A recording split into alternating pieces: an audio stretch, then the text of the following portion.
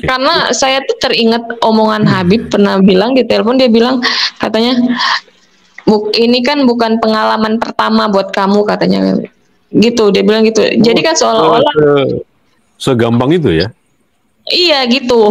Saya di situ sakit dengernya, ya Allah kok bisa. Saya tapi nggak tahu, saya nggak bisa ngelawan waktu itu. Saya cuma diem aja gitu. Saya cuma nanya nggak ada solusi lain gitu, itu aja sih. Selain perceraian itu aja. Jangan minta ke saya karena saya bukan saya karena saya bukan Tuhan katanya gitu. Akhirnya saya stres karena saya ngerasa saya berjuang sendirian mempertahankan rumah tangga, maksudnya tuh yang sedangkan mantan suami saya nggak bisa apa-apa, dia cuman apa ya, ngadepin, sibuk sama dilemanya dia aja gitu. Tapi dia nggak ada usahanya buat benar-benar mempertahankan saya gitu. Tapi ujung-ujungnya tetap Oke. takut buat dikeluarin dari pondok gitu. Ya udah, berarti pilihannya ya saya yang harus ngalah gitu. Saya pergi. Itu saya sempat pergi itu 2 kali. Yang pertama saya pergi pas talak kedua tuh, yang saya ngechat Hmm. istrinya Habib, saya ngaku gitu kalau saya masih Hmm. ngelanjutin tapi harus diem-diem, saya nggak mau cara diem-diem kayak gitu lagi gitu. Transfer uang saya pernah sekali itu dapat cerita dari mantan suami, dia kan apa-apa tuh selalu cerita. Kalau misalnya Hmm. kayak dia ditraktir nginep di hotel yang harganya 20 juta per malam pun cerita gitu, kadang pamer ke kami keluarganya gitu. Pas mau transfer uang ke Habib Umar pun ada pernah berapa ratus juta gitu, lupa sayanya, nggak nominalnya berapa lupa. Yang pastinya dia ada transfer itu karena buat Habib Umar katanya gitu. Nggak tahu ya itu di transfer itu pas setiap bulan atau kali itu aja, saya nggak tahu gitu. Assalamualaikum sahabat Awi Kertapati, kita kembali di Opini Awi Kertapati Channel. Hari ini kita semua kedatangan tamu, namun sayang sekali memang tamunya tidak saya publish secara identitas, secara latar belakangnya, ya ini untuk menjaga privasi dari tamu kita hari ini. Tapi yang pasti tamu kita hari ini akan menceritakan, ini tidak direkayasa, tidak disetting, ya.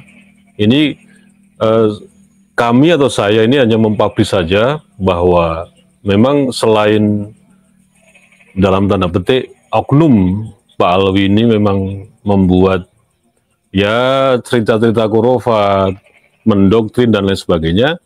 Ini adalah salah satu korban dari mantan suaminya yang dia itu memang mengabdi sampai hari ini kepada klien Pak Ali. Dan kita tidak sebutkan di mana mantan suami Mbak ini mengabdi, tapi intinya Mbak ini merasa sangat-sangat dirugikan sekali, bukan hanya masalah materi, tapi luar dalam lah. Batin rohaninya itu sangat-sangat tercabik-cabik, karena terpaksa harus dipisahkan dari mantan suaminya. Oke Teh, untuk istilahnya diskusi atau pembicaraan hari ini, coba kita mulai dari Teteh itu berkenalan dengan mantan suami Teteh, yang kebetulan adalah Muhibin, salah satu klien Mbak Alwi. Kita anggap sebagai oknum ya. Iya. Coba ceritakan gimana Teh, awal mulanya. Awal mulanya saya kenal itu ya pada tahun 2017 akhir lah, 2017 2018an gitu. Itu pun kenalnya lewat aplikasi. Di aplikasi itu tuh ada kayak majelis gitu.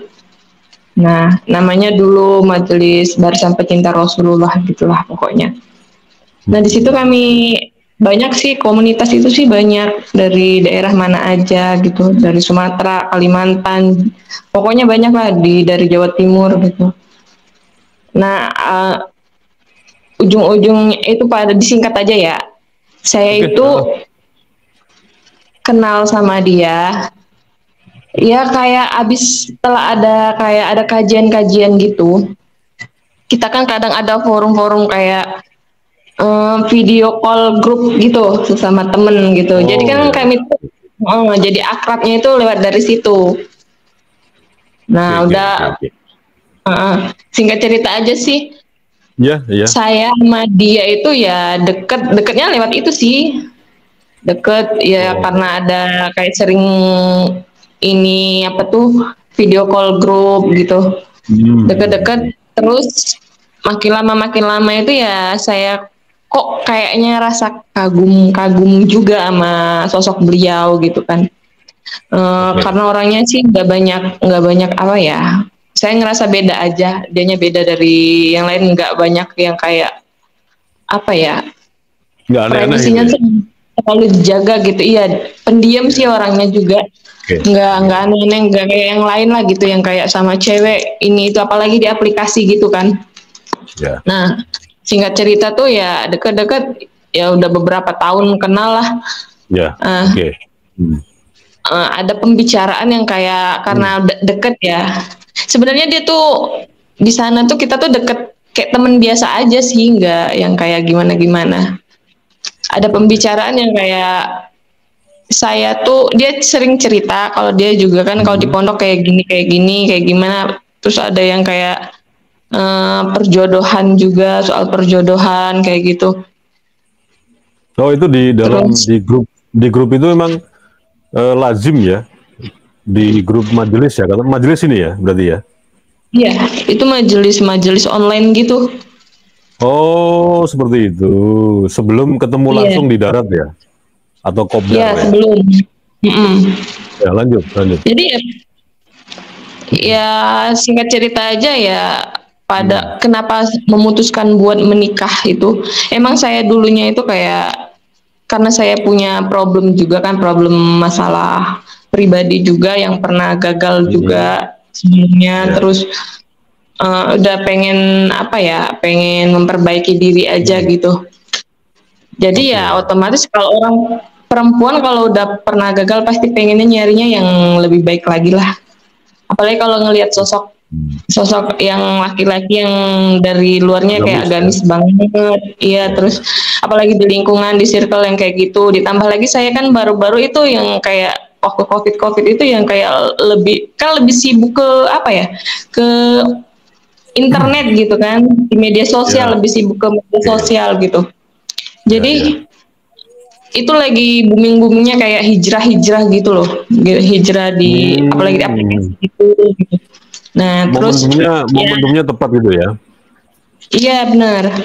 Nah, Oke. habis itu ya kagum karena saya juga punya permasalahan hidup yang masalah pribadi juga, terus masalah keluarga juga, kayak kayak tekanan hidup aja gitu, tekanan pikiran juga gitu. Jadi mikirnya tuh Hmm. adalah momen yang ya saya sebagai wanita yang kayak apa ya, Ya, ya. bodohnya saya gitu, Membangun. Ya. menawarkan diri buat apa ya, buat jadi istrinya beliau gitu. Di Oke. situ emang saya menawarkan diri, bilang saya nggak apa-apa, karena saya sudah kayak stres juga sama keadaan, saya nggak apa-apa kataku Hmm. kalau dijadiin di apa dikasih status saja terserah, kalau seandainya nanti kamu mau dijodohkan pun nggak apa-apa gitu kan. Nah Tapi Teteh tahu udah itu kalau sih kalau mantan suami ini seorang muhibin, tahu, tapi dan itu untuk itu itu detailnya itu salah satu muhibin pertimbangan. muhibin itu apa saya nggak tahu. Oh, tapi tahu artinya dia Untuk dia detailnya memang memang masuk dalam circle klan Balwi ya, tahu ya. Kalau untuk kayak saya kan awal-awal itu nggak paham ya habaib, Oke, ba'alawi itu oke. apa gitu, saya nggak paham. Hmm, Cuman ya. saya karena saya baru-baru hijrah itu dikasih tahu sama teman-teman yang Oke, oke. sesama circle gitu. Kalau habaib tuh Hmm. gini begini begini katanya. Mereka itu zuriyah Nabi. Oh gitu. Karena mereka tuh ibaratkan ini katanya apa namanya? Al-Qur'an gitu. Oh, seperti itu ya. Kalau misalnya sobek, iya kalau sobek mereka tetap suci gitu. Itu Oh, oke, yang oke. didoktrin waktu itu ke saya dari teman-teman gitu. Saya apa iya Oke. gitu kan? Saya mikir ya karena saya mungkin karena lagi seneng-senengnya hijrah, seneng-senengnya memperdalam ilmu agama. Jadi oh ya Hmm. mudah kagum juga, mudah nerima aja di logika gitu. Langsung gitu. Nah, Terus lama-lama yang ada itu tadi itu sih udah pembicaraan yang itu kan udah lewat. Jadi Ya. saya pun ada respon dari beliau. Antara mengiyakan dan tidak juga gitu kan. Cuman ini tapi tiba-tibanya tuh dia minta tolong sama saya untuk berangkat ke kediaman orang tuanya. Jadi waktu itu lagi merintis usaha. Nah, terus usaha dia tuh terancam baru beberapa bulan jalan terancam bangkrut karena COVID juga waktu itu. Minta dia nggak bisa ngegaji karyawan, jadi minta tolong sama saya. Awalnya sih awal mulanya saya berangkat ke sana. Ya udah karena saya tadi ya udah kagum sama beliau suka ya, suka. Jadi nggak bisa nolak gitu, nggak bisa nolak untuk tawaran itu. Jadi dia urus semua. Tapi sebentar, sebelum Teteh ke sana itu belum pernah kopdar ya? Udah pernah sih sekali itu tahun 2018-an. Kopdarnya itu ya dari Kalimantan dari apa? Iya, itu sekali itu aja. Itu pun dia cuman hadir sehari aja. Siang datang itu acaranya itu malam ya. Nah, datang acara malam ya, paginya langsung pulang lagi ke ininya ke pondok gitu. Oke, ya. Ya, itu pun ya posisinya kita mah nggak terlalu dekat ya, nggak terlalu akrab juga karena ini juga itu kan kita juga dalam lingkup kayak santri semua juga itu sih itu. Kalau saya kan santri online aja. Ya. Terus setelah Teteh ke tempat kediaman mantan itu langsung ngurusi usaha itu? Iya, saya bantu-bantu. Kata saya sih nggak udah lupa ya kalau untuk megang komputer tuh lupa, kataku bilang. Gak apa-apa ntar diajarin katanya gitu. Tapi saya nggak bisa gaji kamu banyak katanya. Ya nggak apa-apa, saya sih nggak. Yang penting saya dijamin makan tempat ininya, pokoknya dijamin itu aja sih, bilang gitu. Urusan gaji sih belakangan aja, urusan belakang kata. Ya kalau untuk pribadi saya sih senang, maksudnya ada senangnya gitu karena ya yang saya harapin gitu kan. Saya ini apa tuh? Ya siapa sih yang ingin bisa nolak tawaran orang yang kita kagumi gitu kan. Pada waktu itu. Jadi pas saya ke sana, udah sebulan saya di sana, saya mikir lagi, saya mau sampai kapan kayak gini di sini. Maksudnya itu kan saya nggak ada status apa-apa, terus saya nggak enak sama tetangga, nggak enak sama orang, apa kata orang gitu kan.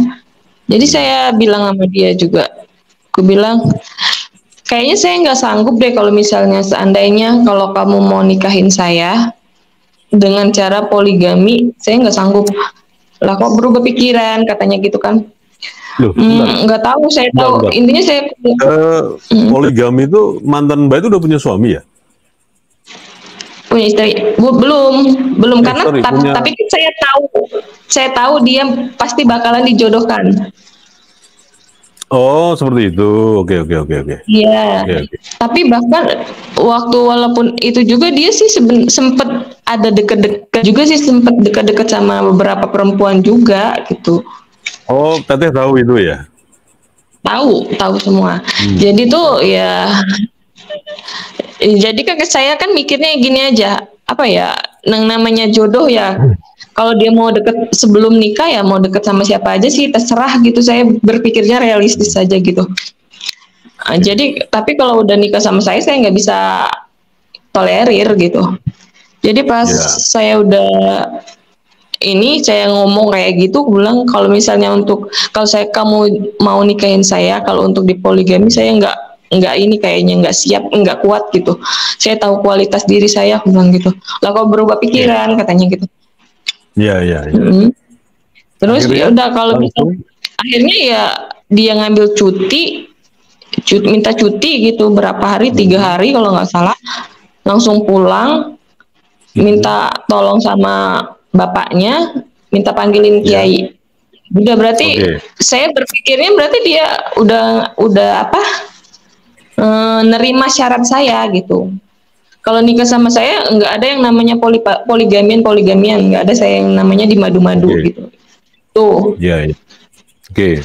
ya dengan catatan tadi dengan syarat katanya tolong minta disembunyikan dulu dari apa ya publik, maksudnya jangan posting-posting apa dulu di status, jangan di ini dulu katanya biar Habibnya nggak tahu gitu. Pokoknya disembunyiin Oh, dulu dari Habib gitu.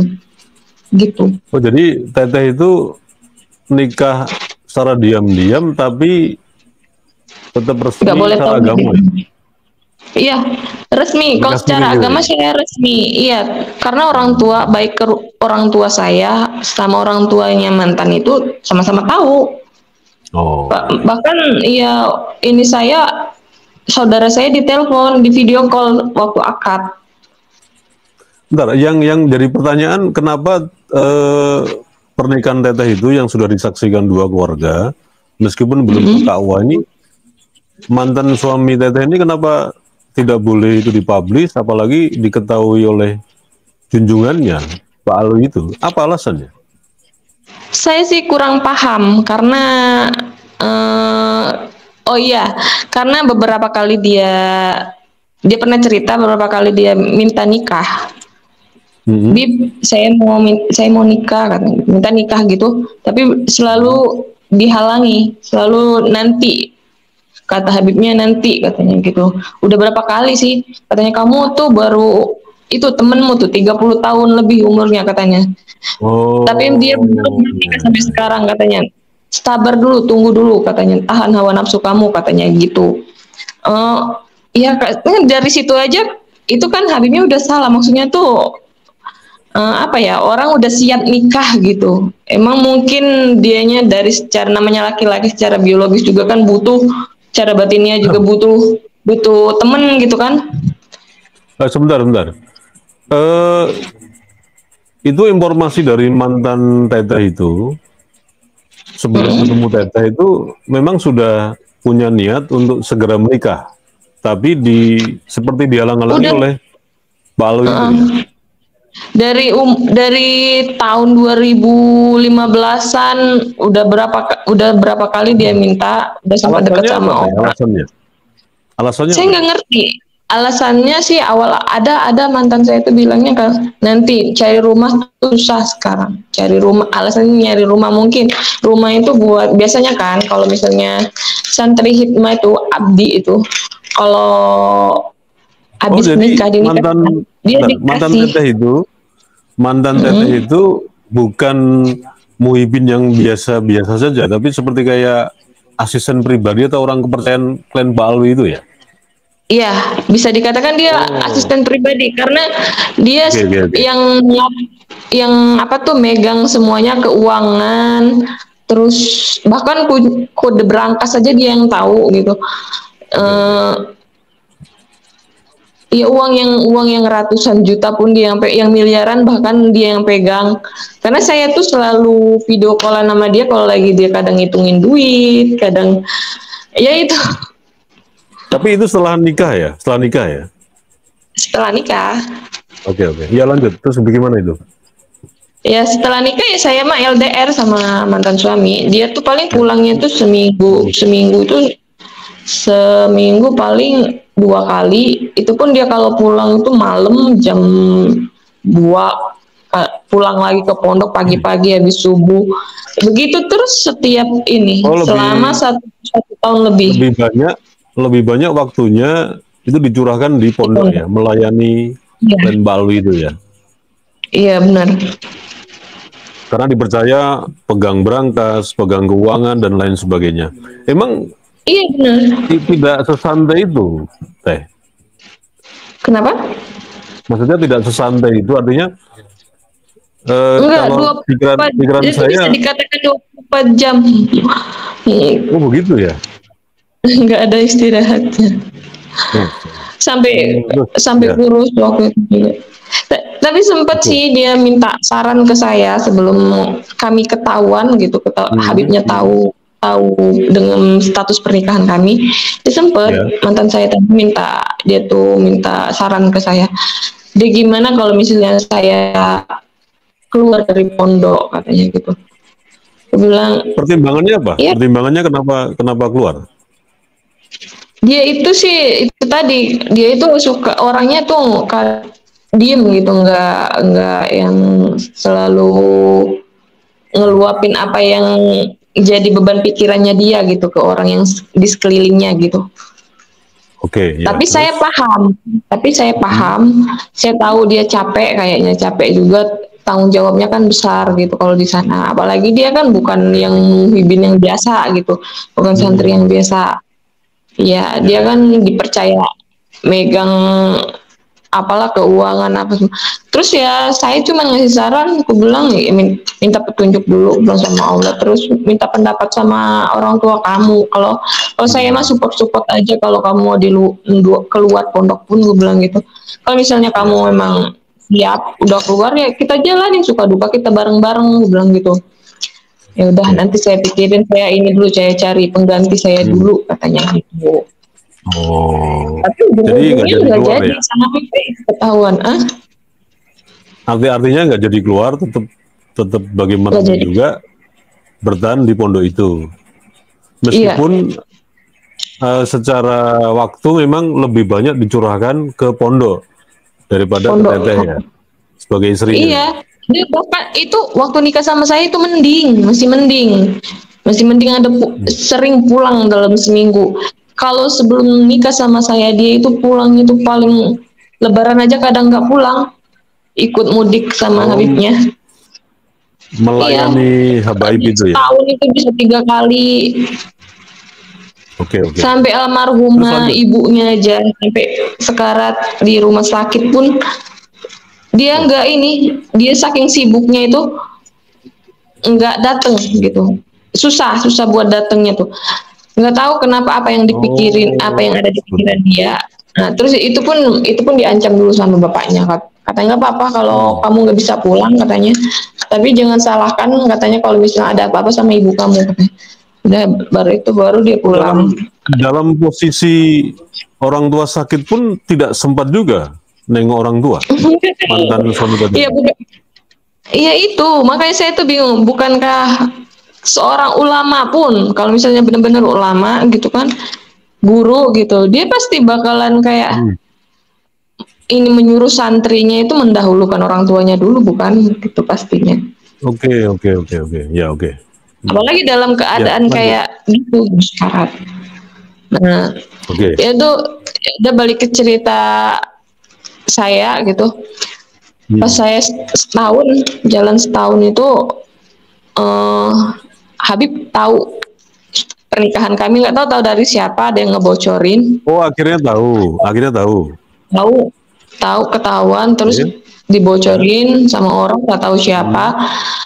Hmm. Habib tuh marah besar waktu itu sampai ngelempar ngelempar tasnya mantan suami itu, dilempar sama dia, sampai ada rokoknya juga, dia ketahuan ngerokok, dilempar gitu. Oh, jadi begini, Jadi bentar. dihukum Berumah sempat tangga dengan juga berapa berumah bulan. tangga.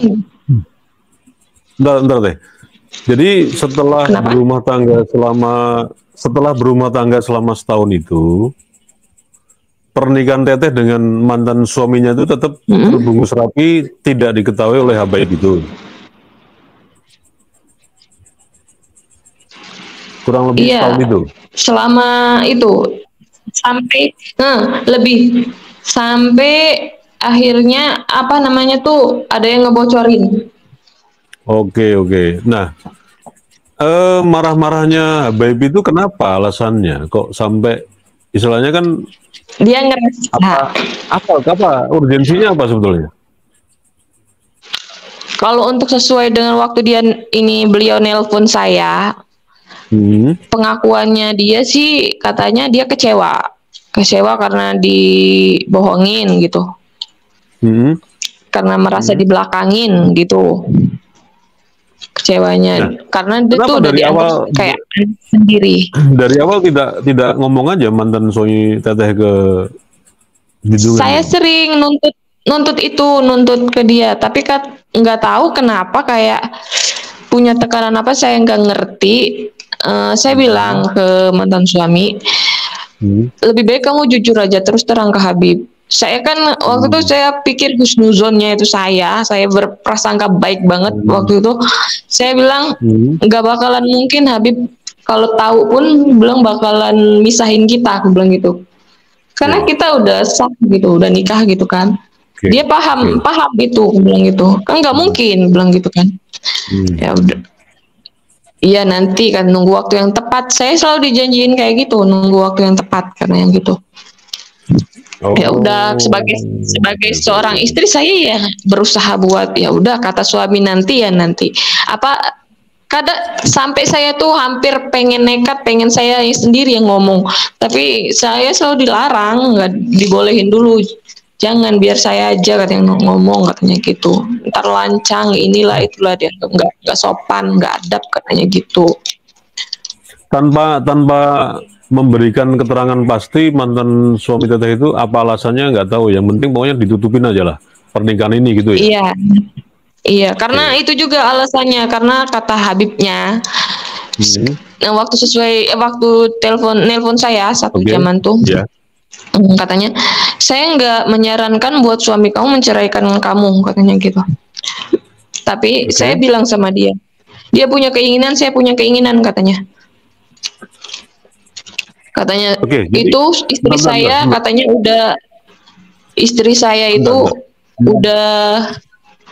udah terlanjur meminang itu ini khodimahnya gitu. Sebentar deh. Iya. Tadi teteh bilang tanpa ada niat untuk memisahkan teteh dengan mantan suami teteh, betul kan? Iya betul. Orang Habib itu atau junjungannya itu. Nah, pertanyaannya kalau tidak ada keterangan yang jelas dari mantan suami teteh, kenapa pernikahan ditutupi? Ya kan? Berarti ada sesuatu dong. Iya, iya sih. Apa penyebabnya ini sebetulnya? Nggak ngerti karena apa ya? Mungkin dia dianggap kayak anak sendiri. Terus juga di sana tuh kayaknya setiap yang abdi di situ, yang abdi di sana itu ya selalu nikahnya sama pilihan Habib. Nah, pilihan itu mungkin faktornya. Iya gitu. Jadi tuh dia kan emang udah dicariin nih, udah dicariin. Nah, karena mantan suami saya yang tadi tuh nggak berani nolak, nggak berani nolak itu, jadi diiyain sama dia, iya aja gitu. Tapi kan proses ngelamarnya tuh saya nggak tahu, soalnya nggak ada pembicaraan juga antara Habib sama istrinya tuh ke bapaknya mantan saya ini tadi, nggak ada. Pengakuan bapaknya tuh nggak ada. Tapi setelah Habib itu tahu kalau mantan suami teteh ini ternyata sudah menikah dengan orang lain, dengan teteh gitu kan? Ya. Artinya gini, momentum Habib itu lebih kencang untuk mendorong mantan suami nikah itu setelah ketahuan mantan suami teteh ini ternyata sudah nikah gitu. Iya. Atau bagaimana? Atau memang sebelumnya dia nikah. Coba ulangi, audionya kurang. Sebelum ketahuan kan selalu sebelum ketahuan kan selalu kalau mantan suami saya minta nikah itu selalu dihalangin dulu nanti gitu. Oke. Setelah udah ketahuan pengakuan mereka ya mereka udah terlanjur malu katanya gitu, malu sama yang calonnya tadi katanya gitu. Ya terus Habibnya bilang tuh ya kalau kamu mau lanjutin hidup kamu silahkan katanya sama istri kamu, lanjutkan katanya. Tapi saya punya keinginan, kamu punya keinginan, saya punya keinginan, saya nggak bisa nerima kamu di pondok katanya gitu, nggak bisa nerima kamu di pondok lagi gitu. Itu kata siapa? Nggak tahu apa yang ada di pikiran kata Habib. Itu bukan mantan suaminya, tapi orang Habibnya langsung. Iya, Habibnya langsung bicara sama saya, itu nyeritain proses yang waktu dia ngasih opsi ke mantan saya ini tadi. Nah, terus kan diceritain ke saya. Nah, terus saya Oke. bilang ke dia, katanya Umi tuh malu, katanya bilang kan, istri saya tuh malu, udah terlanjur meminangkan ini perempuan buat kamu gitu. Nah, terus ya mungkin ya di situ ya mikirin istrinya waktu ngadu itu kan, yang ngadu itu ke istrinya, terus istrinya ngadu ke Habibnya nangis-nangis gitu, makanya mungkin nggak terima lihat istrinya nangis-nangis, cerita ini ada yang cerita kalau mantan Sebentar saya deh, yang tadi sebentar. nikah diam-diam. Sebentar, sebentar, sebentar. Kalau kalau memang itu gini, biar nanti para pemirsa itu tidak salah tafsir ya, salah mengartikan. Kenapa mantan mantan suami Teteh itu tidak menceritakan yang sebenar-benarnya bahwa sudah menikah sekian lama, terus menolak perjodohan dan sebagainya. Masa tidak ada keterangan jelas dari mantan suami Teteh ini?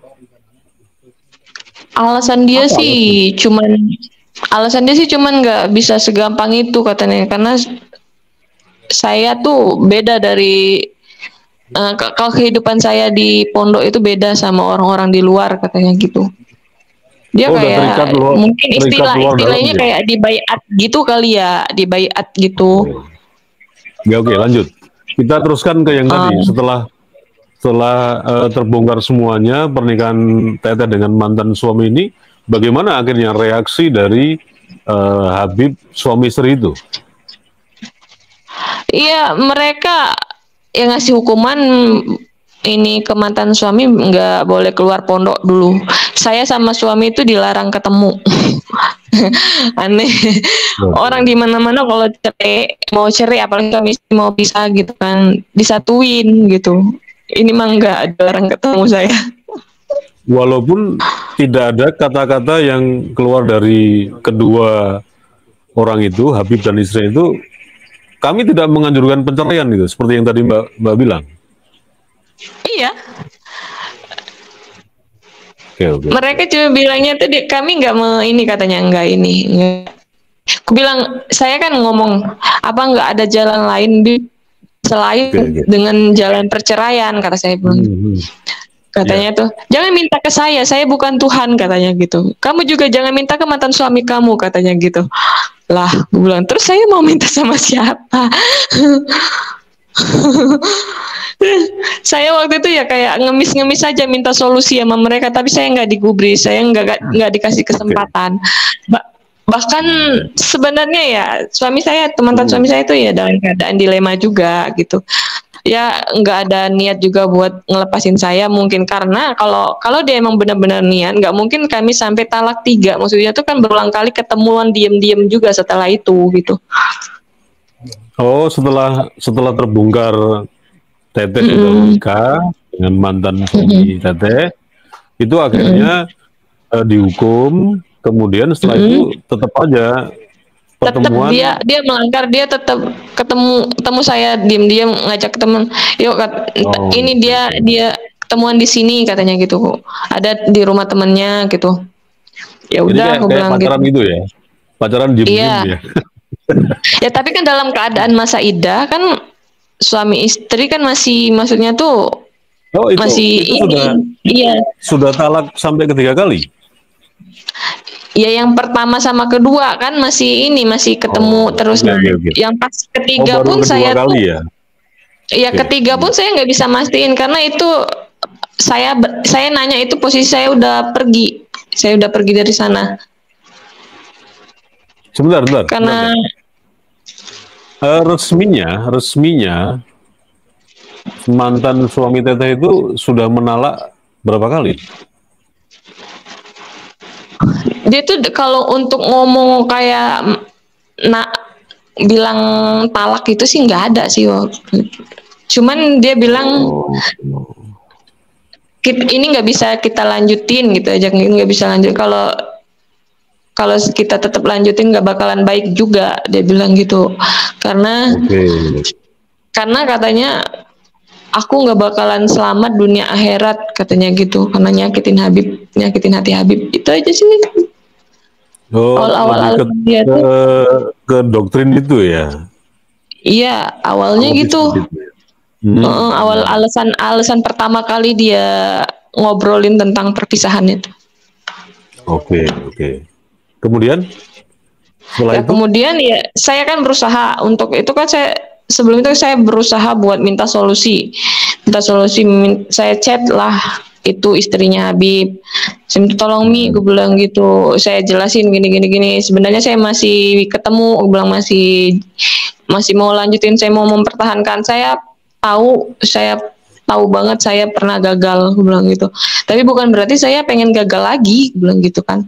Oh ya ya, Nah, oke oke oke. karena saya tuh teringat omongan Habib pernah bilang di telepon, dia bilang katanya, ini kan bukan pengalaman pertama buat kamu katanya. Gitu, dia bilang gitu. Jadi Oh, kan seolah-olah segampang itu ya? iya gitu. Saya aja situ sakit dengernya. Ya Allah kok bisa. Sayangnya tapi nggak tahu, saya nggak bisa ngelawan waktu itu. Saya cuma diem aja gitu. Saya cuma nanya nggak ada solusi lain gitu, itu aja sih. Selain perceraian itu aja. Jangan minta ke saya karena saya bukan saya karena saya bukan Tuhan katanya gitu. Iya, bagaimana Teteh, mantan suami Teteh aja nggak bisa berbuat apa-apa, kan begitu Iya, pemikirannya. itu saya nggak ada pembelaan apa-apa karena saya di situ emang benar-benar ngadepin masalah saya itu benar-benar sendiri. Saya nggak ngasih tahu keluarga saya sama sekali. Bahkan saya pergi pun keluarga saya nggak tahu. Saya nyembunyiin semuanya. Oh jadi Saya keluarga keluarga Teteh, orang tua pun nggak tahu persoalan itu ya? nggak, saya tutupin dari keluarga Kalau kan. keluarga dari mantan, Di telepon saya nggak ini. Saya bicaranya baik-baik aja. Tetap bahkan pernah saya waktu masih di jalanan saya ditelepon sama saudara saya. Lagi di mana? Kok rame banget? Padahal saya di jalan itu jalan kaki. Lagi nyapu kata saya karena rumahnya mantan itu kan di pinggir jalan. Jadi pengakuan saya lagi nyapu padahal saya itu jalan kaki. Masya Allah. Saking saya tuh Itu ya. stresnya saya tuh pergi. Emang saya dilarang, dihalangi nggak usah ini di rumah aja dia bilang gitu kan sama bapaknya Tapi tinggal gitu. keluarganya nggak tahu juga keluarga mantan suami Teteh itu. Tahu, bahkan keluarganya, adiknya yang malah nggak nerima waktu nangis-nangis karena dia deket banget sama saya. Terus bapaknya itu juga Oh nggak bisa iya. berbuat apa-apa, cuman diem aja. Itulah saya kecewanya. Saya nggak ada pembelaan sama sekali dari siapapun gitu. Oke, oke, oke, oke. Terus akhirnya Teteh pergi dari rumah orang tua Iya, mantan suami Mbak itu. akhirnya saya stres karena saya ngerasa saya berjuang sendirian mempertahankan rumah tangga. Maksudnya tuh yang sedangkan mantan suami saya nggak bisa apa-apa. Dia cuman apa ya, ngadepin sibuk sama dilemanya dia aja gitu. Tapi dia nggak ada usahanya buat benar-benar mempertahankan saya gitu. Tapi ujung-ujungnya tetap Oke. takut buat dikeluarin dari pondok gitu. Ya udah berarti pilihannya ya saya yang harus ngalah gitu. Saya pergi. Itu saya sempat pergi itu 2 kali. Yang pertama saya pergi pas talak kedua tuh yang saya ngechat Hmm. istrinya Habib, saya ngaku gitu kalau saya masih Hmm. ngelanjutin tapi harus diem-diem. Saya nggak mau cara diem-diem kayak gitu lagi gitu. Saya pengen hubungannya tuh apa tuh biar Habib sama Umi tahu gitu. Saya nggak mau harus diem-diem lagi gitu, nggak mau kayak gitu. Nah terus ya Ya, ya. yang apa tuh istrinya Habib ini tadi nggak respon sama sekali. Dia malah langsung ngadu ke Habibnya langsung marah sama mantan suami saya. Mantan suami saya marah-marah ke saya waktu Oh itu, marah, begitu ya. kamu ngadu, iya kamu ngadu apa ke ini. Saya langsung dimarah, saya langsung ini, enggak, saya sekarang udah nggak ini katanya, nggak peduli lagi kamu mau kemana gitu. Dia sampai bilang kayak gitu waktu itu. Ya udah Lebih membela saya nggak mau pergi. hubungannya ya. Kamu nggak mikirin saya di sini di pondok katanya gitu. Saya dihukum gini gitu. Bahkan saya udah dibilangin katanya tuh udah ngancurin perjuangan dia selama ini di pondok gitu Masya waktu Allah. itu. Iya, sampai di situ. Saya sempat juga diancam katanya, jangan sampai kamu sekali-sekali ngubungin Habib lagi sama Umi katanya gitu. Kalau kamu masih nelpon mereka katanya urusan kamu sama saya katanya. Kemana kamu saya cari. Di situ saya sakit hati bahkan. Oh segitunya aku bilang, saya ini kayak apa saya gitu. Saya kayak jahat banget. Padahal saya cuma minta minta hak saya gitu sebagai seorang istri itu aja. Ya, ya, Lagian ya, saya hidup ya. sama dia pun nggak banyak nuntut apa-apa gitu. Cuman itu. Tapi Saya sampai stres saya di jalanan, bawa uang Oke. cuma 3.000, itu enggak punya uang, enggak apa, enggak pakai baju di badan doang. Hujan panas, kehujanan, sampai ya apa tuh mampir dari masjid ke masjid, numpang berteduh, numpang sholat, numpang istirahat. Sampai saya nginep di masjid waktu itu. Saya ingat betul itu nggak bisa saya lupain sampai sekarang. Itu suami, mantan suami Teteh tahu itu? Iya, Teteh dia sampai kan seperti itu? posisinya juga lagi dihukum. Dia lagi dihukum. Dan dia juga sambil ini juga nyari-nyari, karena HP-nya juga dirampas. Waktu itu dia nyari-nyari juga, nyari tahu lewat HP temennya gitu. Oh, iya, iya, iya, iya, iya. Iya, Sampai katanya. seperti itu ya. Terus Iya. dalam Teteh ini Yes. dari rumah mertua mantan suami Teteh itu dalam kondisi depresi, itu Teteh mau kemana Iya. itu?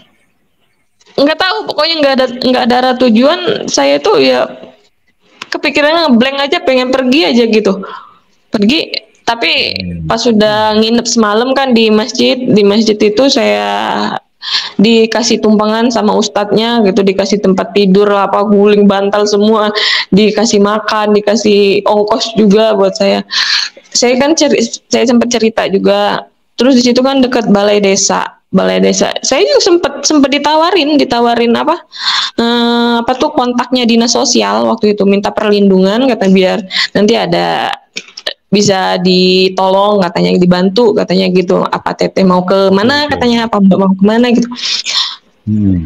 Terus tapi harus ini mengakui, menceritakan semuanya, katanya gitu.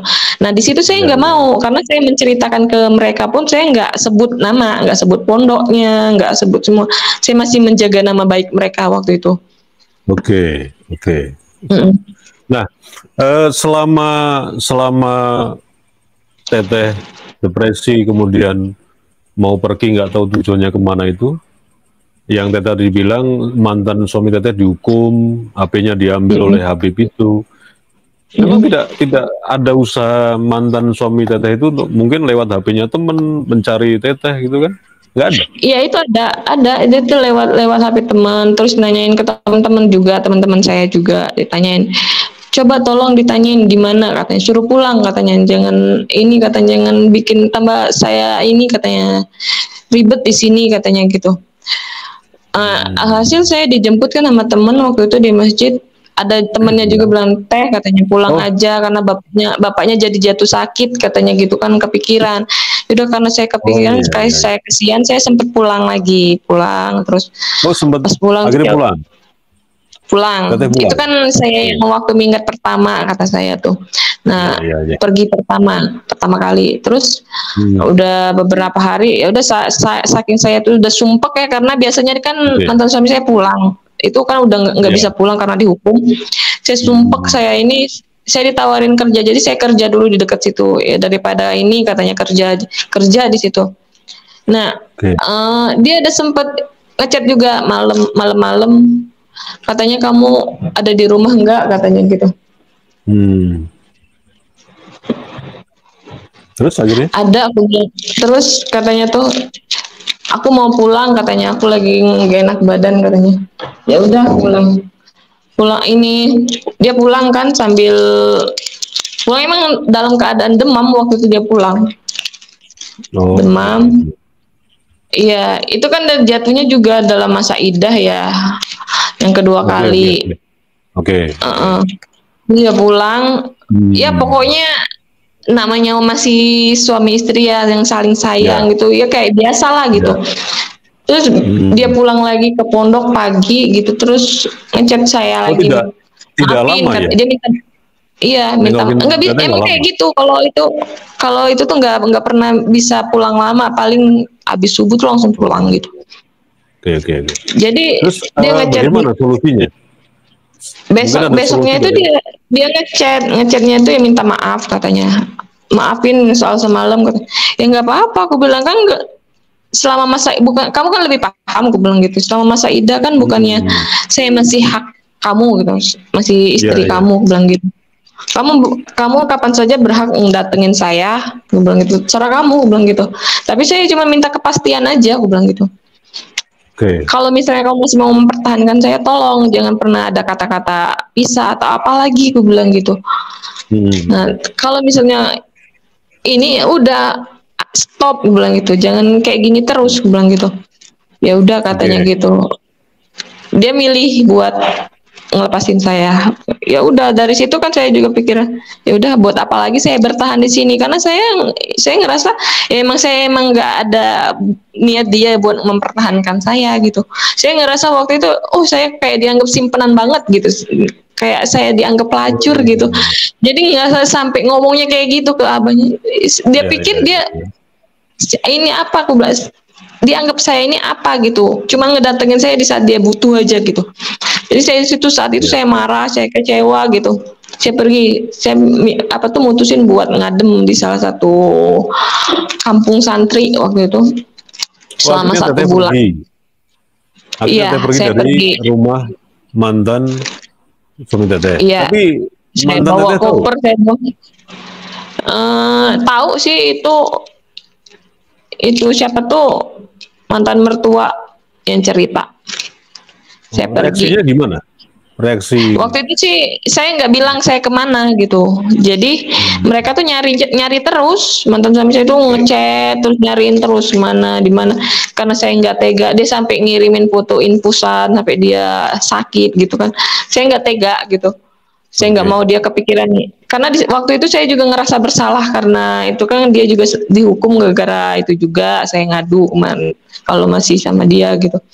Nah, saya jadi di situ juga saya kayak ngerasa jadi saya yang salah kok, jadi pokoknya saya yang kayak disalahkan waktu itu waktu itu.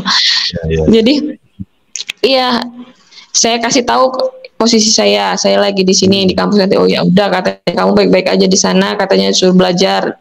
Pokoknya inilah kalau butuh apa-apa bilang, katanya gitu. Ya udah cuma ditawarin diomongin gitu aja. Sempet ya kiai itu tuh ya mau ngajakin saya tuh nyamperin Habibnya buat nyelesain masalah saya gitu. Saya nggak minta Bentar, sama Teh. Bentar, bentar. kiainya sendiri inisiatif. Tapi Selama proses itu pergi ke pergi pertama kali, kedua kali, Teteh tidak pernah dihubungin oleh Habib itu atau istrinya.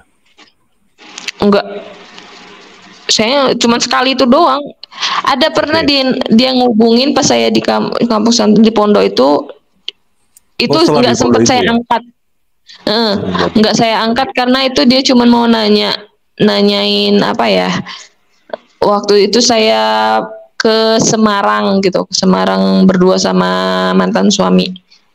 Nah, waktu waktu masih ini kan masih dalam masa idah juga sih. Nah, waktu itu kan dia izinnya itu Hmm. mau nemuin adiknya aja, tapi nggak tahu kalau sama saya gitu. Karena itu kan dalam proses masih dalam hukuman waktu itu. Jadi ternyata Oh, tuh perginya sama saya karena saya mau minta ikut gitu nemuin adiknya. ke Semarang ini dalam rangka apa? Nemuin adiknya kan mau Oh, berangkat, jadi lewat ke Semarang dulu mau berangkat kerja gitu. oke. Oke. Ya, Nah, lanjut. jadi Habibnya itu nanya itu, mau nggak tahu kenapa, karena dia tadi ya berbohong lagi sama Habibnya. Ya, Habibnya tuh Oke. pengen tahu. Oh, Nah, di Pak Kiai itu gimana lanjutkan? Tadi kan untuk penjelasan aja. iya Di Pak Kiai saya gimana? ngomong, Pak Kiainya itu ya mau ayo apa kita kesana aja nyamperin, kata saya tahu Habib itu, katanya gitu kan, kenal Oke. soalnya itunya ibunya juga gitu, Nyai itu juga kenal dekat sama istrinya juga karena pernah majelis bareng gitu kan, Oke. suka ke majelis itu juga gitu, nanti saya bawa kamu ke Hmm. sana, katanya gitu. Gak usah lah, aku bilang ntar makin ribet, aku bilang gitu. Padahal saya tuh ke pondok itu tuh nggak tahu kalau mereka ada sangkut pautnya juga, bisa ada majelisan juga di sana. Ini ada Hmm. apa ya, sangkut paut juga maksudnya tuh, suka ketemu juga, bahkan sampai pernah ke situ juga gitu. Ya, ya. Yang Oke. istrinya tuh saya nggak tahu. Terus saya juga nggak minta waktu itu diiniin juga, saya cuma cerita aja kan masalah saya gini-gini, kenapa saya sampai ngadem ke situ. Nah, Oh, ya, terus ya. itu saya minta ini kan, saya ngomong sama mantan saya itu, si Kiai minta ketemu sama Habib. Janganlah ntar tambah ribet, katanya gitu. Mau ngapain, katanya. nggak dibolehin. Tidak ada solusi Terus berarti juga ya. nggak ada solusi sama sekali saya waktu itu. Saya kayak orang apa aja ngemis-ngemis minta, cuman pokoknya saya cuma mau mempertahankan rumah tangga aja waktu itu. Berarti mantan suami suami Teteh itu benar-benar tidak bisa berbuat apa-apa, intinya begitu ya. Nggak bisa, nggak bisa. Oke. Bahkan saya udah Nah, ngomong pun sama sama istrinya Habib tuh lewat chat WA. hmm, Saya minta tolong Mi, bilang gitu. Saya minta hmm, solusi apa tuh, jangan, bilang ada solusi lain nggak, aku bilang selain perceraian. Aku bilang saya nggak apa-apa kalau seandainya saya dipoligami, aku bilang saya nggak masalah, aku bilang gitu, yang penting saya nggak dicerai gitu, itu aja sih.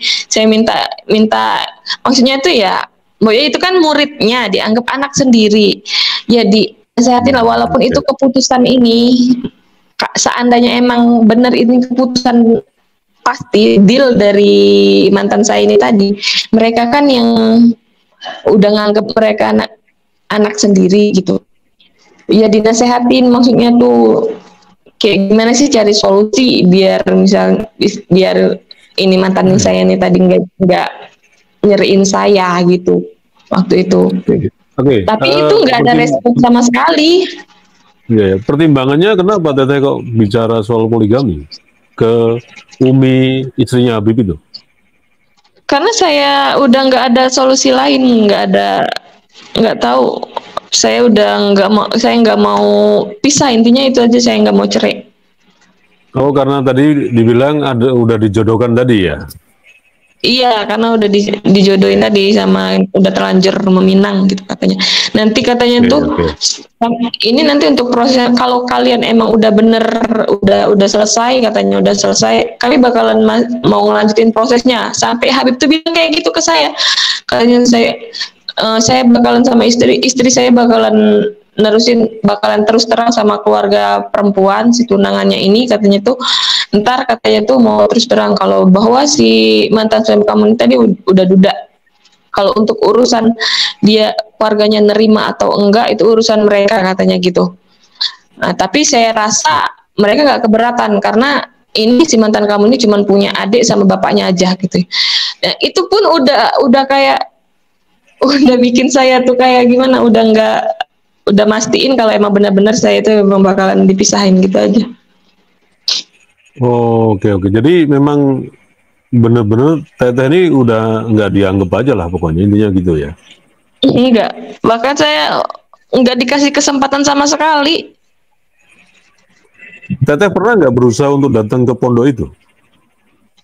Saya sempat minta temenin sama ibunya itu juga, cuman mereka takut, nggak tahu kenapa, takut terancam kerjaan Oh, yang anaknya. takut mantan suami Teteh ya? Iya, mantan mantan suami juga bilangnya tuh juga kemarin, jangan libatin keluarga orang, katanya gitu, nggak dibolehin juga. Sayanya pokoknya tuh waktu itu dia emang benar-benar dicecer ya, karena saya memang pengen apa ya, mau mempertahankan rumah tangga, jadi saya nurut Iya, aja apa iya. yang dibilang. Iya, Jadi diulur waktu, dikasih alasan ini, alasan itu, kemudian didiemin. Terus akhirnya iya, bagaimana Teh? Akhirnya ya akhirnya saya dari mutusin buat bener-beneran pergi, tapi saya cuman 1 bulan aja sih di kampung santri itu. Saya di pondok hmm, cuman 1 bulan karena saya mikir hmm, udah saatnya saya pergi gitu, saya nggak mungkin bergantung sama di pondok gitu gitu kan. Saya pergi, itu pun saya pergi nggak tahu, nggak mikir mau kemana gitu, mau pulang saya malu sama keluarga karena sebelum pisah itu saya baru habis pulang itu, habis pulang ke kampung terus pulang ke sana langsung ada kata pisah kayak gitu tuh. Jadi saya mau pulang pun hmm. ntar keluarga saya nanya kenapa pulang lagi gitu. Saya nggak, Oh, iya saya jadi nggak sebenarnya siap buat nyeritain nyeritain nasib saya, masalah saya gitu ke keluarga saya. Saya benar-benar sendiri waktu itu ngadepin masalah saya sendiri. keluarga Nggak ada Teteh pun juga pembelaan nggak tahu nggak ya? ada pun. Iya, saya sempat minta Waduh. minta pencerahan dari salah satu Habib juga. Dia udah Terus bagaimana? benar-benar udah nganggap, sudah saya anggap kayak udah emang kayak ini banget ya, kayak orang tua lah gitu. Oke. Biasanya saya curhat sama beliau gitu kan. Malah statementnya dia bilang, "Ani nggak percaya kalau Habib itu bikin cerai suami istri," katanya gitu. "Ani nggak percaya," gitu Hmm. aja. Itu emang Hmm. dasaran ininya aja, katanya santrinya aja jual-jual agama gitu. Dibilang kayak gitu malah. Loh, Ya udah dari tapi situ saya dulu saya niat nggak mau tapi lagi nggak lah cerita ke berusaha. siapa-siapa. Si si Habib ini kenal nggak dengan Habib junjungannya mantan suami Kak Teteh itu? Kenal banget, karena tahu, makanya dia bilang aneh nggak percaya katanya gitu. Dia setiap momen kalau misalnya waktu ada acara, waktu ada Habib Umar tuh ada sampai saliman sampai ini tahu sih. Oh, Umar yang itu ya? Oke, nggak usah sebutin ya. Iya Habib Umar Oke. kan, yang Habib ini tadi tuh santri Hmm. kesayangannya Habib Umar. Oh, yang junjungannya mantan suami Teteh? Iya, dia dia malah apa ya, pernah waktu itu juga mantan saya ini tadi pernah cerita ke saya, dia habis store uang, transfer uang ke Habib Umar, nggak tahu itu sih nilainya nominalnya sih lumayan gede sampai ratusan juta kalau nggak salah waktu itu, sampai dia juga di ini ada ininya, ada ajudannya yang ngedampingin bawa ke bank. Oh, begitu ya. Sebentar, sebelum sebelum ke situ, Teh, sebelum ke situ. Eh, Habib yang Teteh tadi curhati itu yang Mm-mm.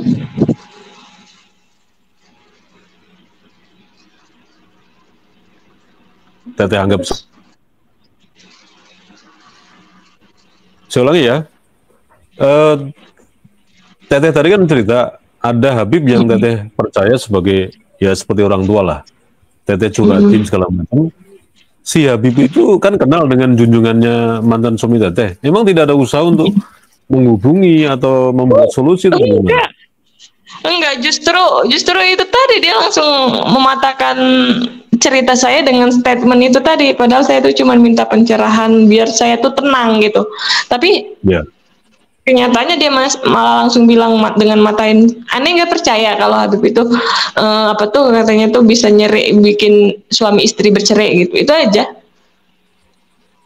Wah. Abis itu sih nggak mau lagi. Udahlah, buat apa saya cerita panjang lebar, toh mereka juga nggak bakalan percaya. Mungkin ya karena mungkin saya selama ini curhat kayak gini tentang saya gini gini gini, masalah-masalah pribadi saya beliau gitu kan, mungkin dari itu dia juga nggak percaya gitu kan, nggak dengerin saya, dianggapnya nggak penting gitu mungkin gitu juga.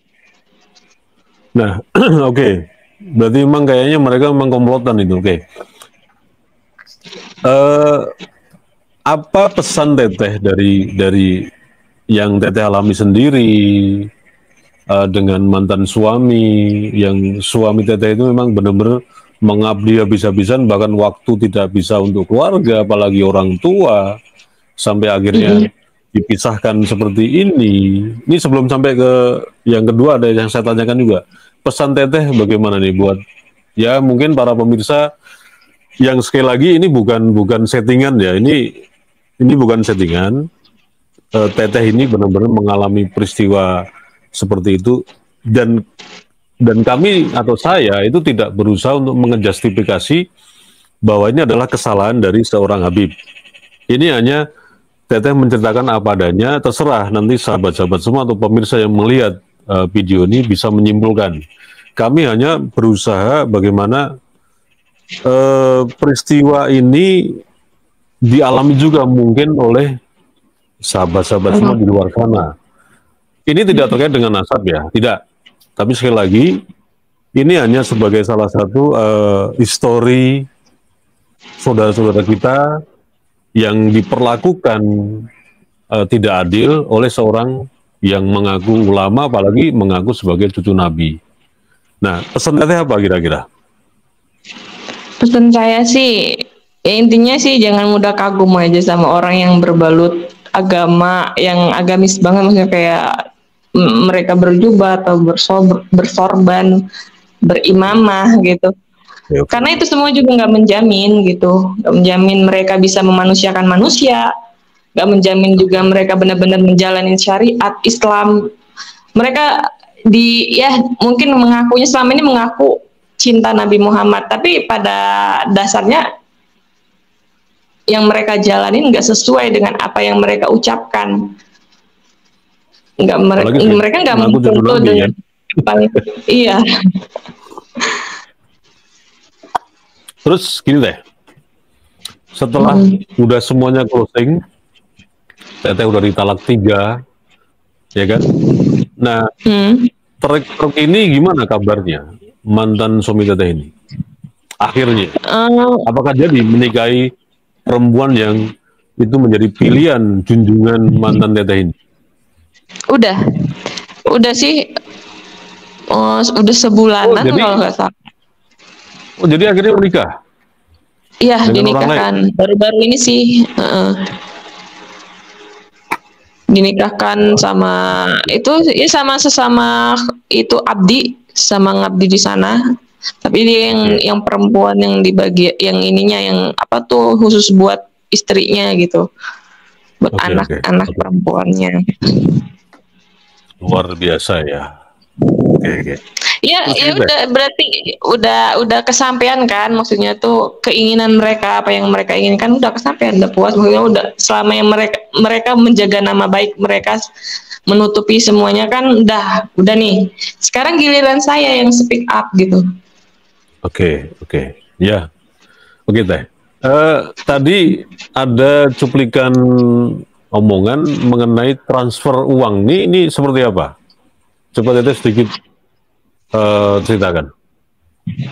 Kalau soal transfer uang, saya pernah sekali itu dapat cerita dari mantan suami. Dia kan apa-apa tuh selalu cerita.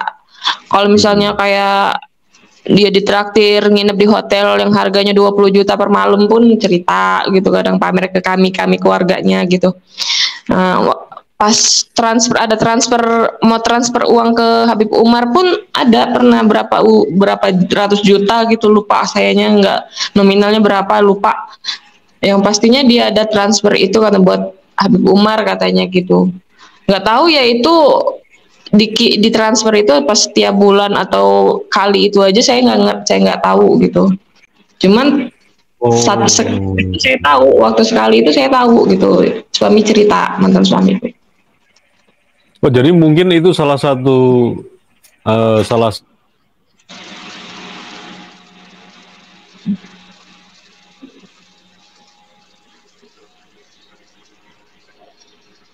faktor. Jadi itu satu alasan atau faktor yang melandasi mantan suami Teteh itu tetap memilih jadi mengabdi ke Habib itu dan lebih baik meninggalkan Teteh. Apa seperti itu kurang lebih? Ya mungkin karena itu juga salah satunya itu. Saya sih kemarin ngejudge dia itu karena finansial ya, aku bilang gitu. Ya semua orang tuh nuduh saya tuh kayak gitu katanya, tapi bukan itu katanya gitu. Ya karena apa lagi kalau nggak karena itu, bilang gitu. Karena ya dia emang mendapatkan fasilitas sih di sana, mendapat kemudahan. Di situ kan Habibnya itu punya relasi-relasi penting. Bahkan kadang kalau ada tamu-tamu tuh orang-orang penting gitu. Iya. Iya, jadi tuh di situ relasinya nggak hanya sebatas circle yang terbatas di situ ya, tapi memang ada pejabat, ada pengusaha, bahkan ada yang sampai ada yang bisnis bareng gitu di situ, yang terjun bisnisnya langsung usahanya di situ, di pondok juga kayak gitu. Oke Teh. Sahabat-sahabat semua, ini tadi keterangan atau curhatan lah, yang sekali lagi ini bukan settingan, bukan mengada-ada terus tujuan untuk menjustifikasi seseorang, tapi ya biarkan sahabat kita ini, Teteh ini mencurahkan pengalaman buruknya yang seharusnya bisa mempertahankan rumah tangga ini dengan baik, tapi karena ya mantannya sendiri, suami Teteh ini memilih pengabdian yang luar biasa kepada salah seorang Habib, jadi ya lebih memilih perjuangan mengabdi kepada Habib dan tidak peduli bahwa Teteh sebagai seorang istri ini ya mungkin secara nafkah lahir batin juga kurang, tapi itulah faktor daripada dogma doktrin salah satunya ya. Memang tidak semua Habib, tapi ini fakta kejadian yang sebenarnya yang pernah dialami oleh sahabat kita Teteh ini. Oke Teteh, mudah-mudahan Teteh juga sekarang sudah bisa melupakan masa lalu yang pahit itu, yang sudah selama ini Teteh usahakan untuk menjadi baik-baik, ternyata memang kondisi keadaan yang memang tidak berpihak, dan mudah-mudahan Teteh sekarang ini bisa menemukan masa depan yang lebih baik lagi, dan mudah-mudahan dengan podcast ini itu bukan hanya mengurangi beban masa lalu, tapi menghilangkan masa lalu, itu closing terhadap masa lalu Teteh yang ya buruk lah, dan siap menyongsong masa depan yang lebih baik lagi Teh. Mungkin ada pesan terakhir, silakan Teh. Kalau untuk melupakan ya, melupakan itu namanya saya manusia biasa, saya mungkin nggak bakalan bisa melupakan. Yang namanya luka itu pasti sembuh, tapi pasti bakalan berbekas gitu kan.